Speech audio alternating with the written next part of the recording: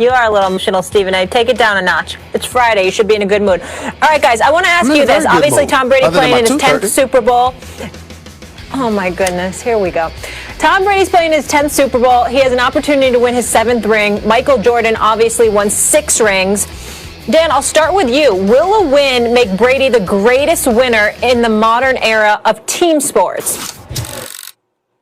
I need a clarification, Molly. Can I add in coaches to this conversation or not? Is it just players? No, you can't add in coaches. Just players. I mean, if we're going to add in coaches, we're not. we have no coaches. Gina Oriem in there, okay? Just players. No coaches. Oh, there we go. Yeah, actually, because you went Gino and you went UConn, I'll allow it. Now carry on. So dirty. UConn. Yeah, if Tom Brady wins, if they win, Tom becomes the greatest team winner or winner in team sports. I think the biggest reason why is if you look at the salary cap reality of the NFL, right? There's 53 guys on every NFL roster, all right? There's about $190 million, give or take, for the salary cap. That's about $3 million that you can give to each player. I know it's allocated differently, but each player. Now, baseball doesn't have a salary cap. Basketball does. Theirs is about $110 million. There's 15 guys on a roster. You're looking at being able to pay guys on average about $7 million. So the amount of money that you have to give to supply your football team is way less in football. That obviously makes it a greater challenge. Number 2, there's 11 guys on the field at every time. There is more variance for failure, more variance for a mess up, because you have a greater number of people on the field at the same time in football than any other sport.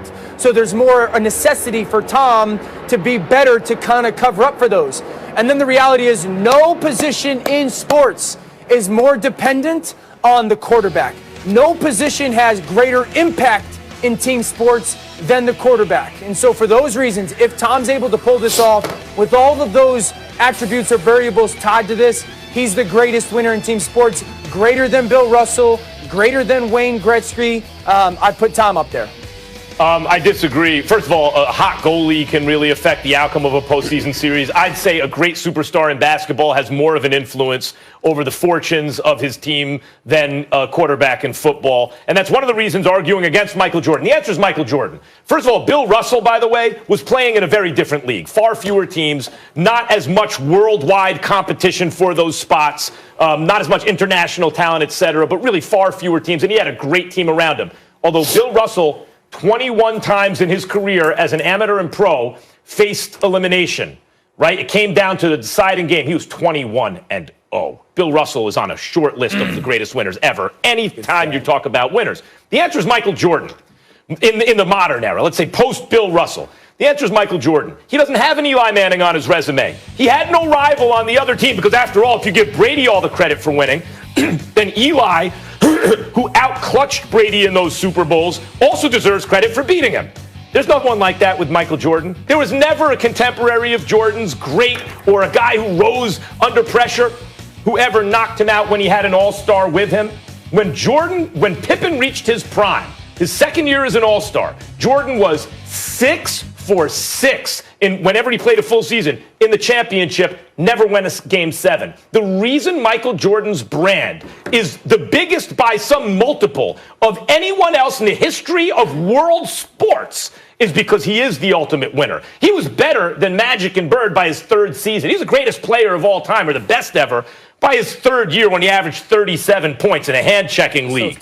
That's not what did it. It's that once he got a crew, he never lost. 6-0 with 6 knockouts. Well, according to you, Bill Russell never lost either, 21-0.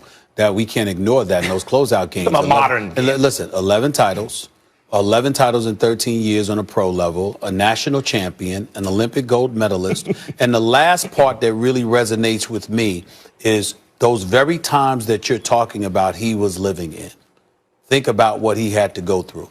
When you talk about boxing, because very few people on the planet know more boxing than you, when you talk about boxing and we call Ali the greatest, it wasn't just because of his skills in the ring. It was the level of adversity that he had to face and what he endured and what he had to overcome in order to becoming a champion. Well, let's take into account that for Bill Russell. In Boston, Massachusetts, this dude is accomplishing these things. winning with such a degree of regularity and then becoming a player coach and being a champion as a player coach. So you're talking about greatness, accomplishments on the court, leadership, with a level of adversity that he faced that is to some degree is unparalleled in terms of just adversity faced by athletes. If there were no Bill Russells, would there have ever been the Michael Jordans? And so those are the kind of things that I think about when we talk about the greatest winner in team sports. And oh, by the way, they weren't all black players. Had some white players he was coaching too. So he had to get those dudes in that particular period of time to listen to him and buy into what he was selling as an authoritative when people figure. Didn't like when the black guy was the boss. As the black guy was the boss, he was an authoritative figure, and still they won. I'm going to give it to you right now. Let me just quickly say, all that Stephen A. said is true about Bill Russell. Look up his Game 7 numbers. Just look up Bill Russell Game 7 numbers. If you want a good laugh, 30 points, 40 boards. Sorry, go ahead, Dan. Yeah, I mean, here's a question I'll ask you guys. Doesn't the reality that basketball and baseball have series, like those guys can have off nights, those guys can fall down 2-0 and still win the series and lead themselves to winning the championship? Like, football is sudden death. Football is win or go home. And to go on that journey, like, you can't. Tom has never really been afforded the journey of having an off night, having a game that you're not at your best. Like, when he's gotten into the playoffs, more often than not, he's had to go win 3 straight games. And without like being perfect or darn near it in all of those opportunities, his football team is going to lose those games. And so the amount of championships goes so down. So, like, I think that's got to carry some weight for Tom Brady to realize, like, there wasn't the series aspect of it where you could fall down and not have your best start and still climb your way into it. I'm assuming Russell and Jordan, Wayne Gretzky, a Mickey Mantle type of guys, those guys did that stuff. Tom Brady was never afforded the opportunity to be off or have a wrong night or an off night and still go win his championships. That's a good point, but let me put it another way. History of sports, ball in this player's hands. Take a worldwide vote. All right, who do you want the ball in the hands of? History of sports. I'll bet you Michael Jordan gets more votes than everyone else put together. And that's why he is the greatest guy. You're talking, Max. Did you not hear what Dan said? What's that? Carson Wentz? He said Carson Wentz. I'm trying to ignore that. He said Carson Wentz. Go ahead. It was such a good point I was making. You just ruined it. Yeah. You ruined the whole thing, Carson. Sorry, Max. I had to, man. What's the matter with you? That's right. If it was Mariano Rivera or with the ball in his hand, or David Ortiz with the bat in his hand, or by the way, other basketball players, including Kobe or anyone else you want to mention who's clutch. If it's a football player, Joe Montana or Tom Brady, any soccer player you want to mention, anyone, Wayne Gretzky or anyone in hockey or even the most clutch guys, but then say Michael Jordan. The game is on the line. Fate of the universe on the line. Earth can hand the ball to one guy who ever lived.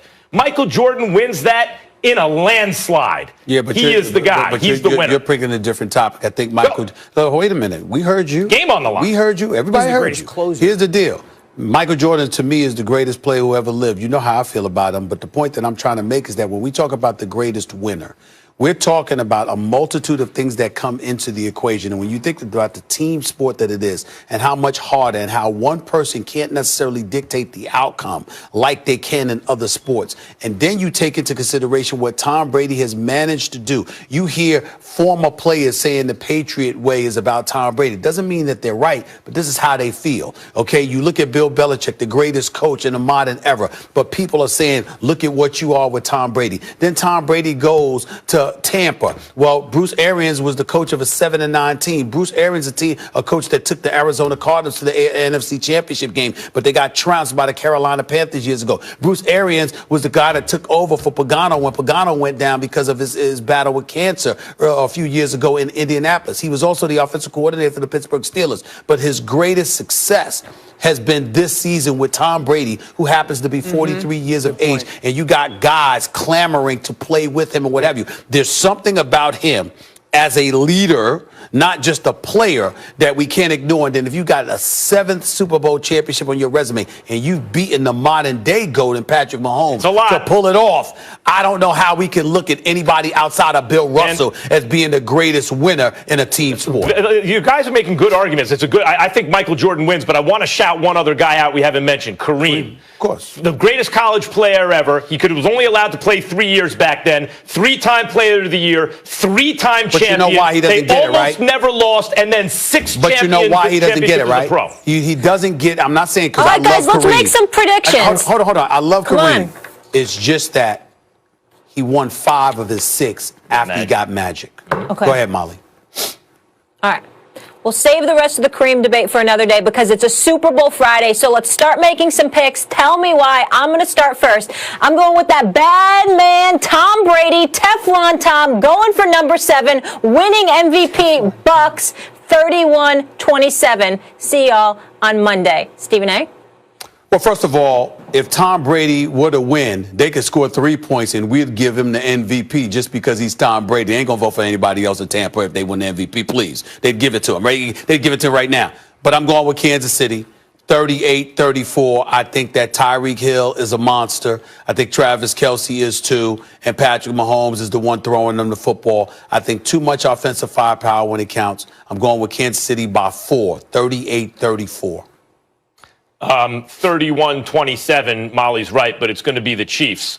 Patrick Mahomes is going to do exactly what Dan said he has to do. He's going to be Superman in a game where they should not be favored. They should be the underdog. Patrick Mahomes will defy logic and have the game of his life, and the Chiefs will win narrowly, probably in a comeback. I like it. Listen, I'm taking Kansas City. I took Kansas City back in February, March, April, May, June, July, August. I'm sure as heck not going to turn my back now. I think their defense is way better than people have given it credit for. I also think in football, sometimes you ride turnover waves. And at some point, that wave stops. And Tampa Bay has ridden a turnover wave. And Patrick Mahomes does a lot of things. He just doesn't give the ball away that often. I don't expect him to do it in the Super Bowl. They're the best coached team in football. They've got the best player in football. And they're the roster that is most constructed to play high-level football in the NFL right now. Kansas City goes back-to-back, and we start the conversation of can they win 3 in a row. All right, real quick, guys, give me your MVP. Dan, you up first. 15. Patrick Mahomes. I just don't want to go the obvious route. It's easy to pick the quarterbacks. That's a given. But I'm going to go outside. I'm going to say Tyreek Hill. Patrick Mahomes wins his second consecutive Super Bowl MVP. I don't know if he deserved the first. All right, y'all. Enjoy the Super Bowl. We'll debate about it on Monday. Dan, have fun.